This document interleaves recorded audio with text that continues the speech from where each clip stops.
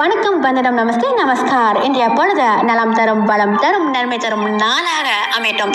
இறைவா, எப்பொழுதும் எல்லோரும் மகிழ்ச்சியாகவும் நலமாகவும் இருக்க அருள் புரிவாயாக.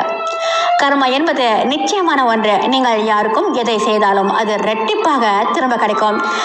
அது நன்மையாக இருந்தாலும் சரி, தீமையாக இருந்தாலும் சரி, நமக்கு நிகழும் அனைத்துமே இறைவனால் நிர்ணயிக்கப்பட்டதே. நல்லதாக நடந்தால் அது அதிசயம், கெட்டதாக நடந்தால் அது அனுபவம். நண்பா, உன் ஒவ்வொரு குற்றத்திற்கும் அவ்வப்போதே தண்டனை கிடைக்கவில்லை என்றால் நீ அதிபுத்திசாலி என்றோ இறைவன் இல்லை என்றோ அர்த்தமில்லை.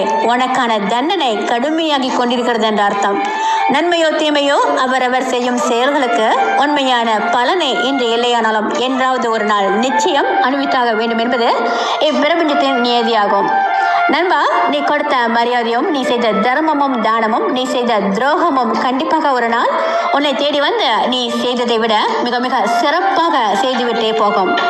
நீங்கள் பிறருக்கு செய்யும் துரோகம் உங்கள் குழந்தைகளுக்கு நீங்கள் சேர்த்து வைக்கும் பாவமாகும்.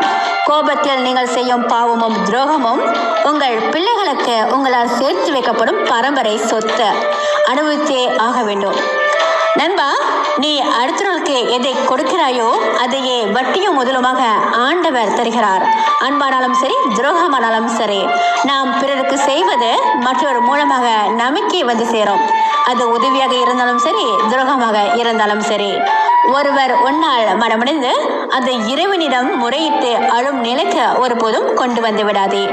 உடைக்கப்பட்ட மனங்களில் வேண்டுதல்கள் இறைவனிடத்தில் அத்தனை பலம் மிகுந்தவை. உன்னை விரட்டி விரட்டி தண்டிக்க கூடியவை. ஆகவே யாரையும் திட்டாதே, சாபமிடாதே, கெடுதல் நினைக்காதே. நீ எதை செய்கிறாயோ அதுவே உன்னை வந்து சேரும். நீ மனமுருகி வருந்தினாலே போதும், உனக்கு பாதிப்பை தந்தவர்களுக்கான தண்டனை கிடைத்தே தேரும். இந்நாள் நலமாகவும் வளமாகவும் அமைய வாழ்த்துக்கள்.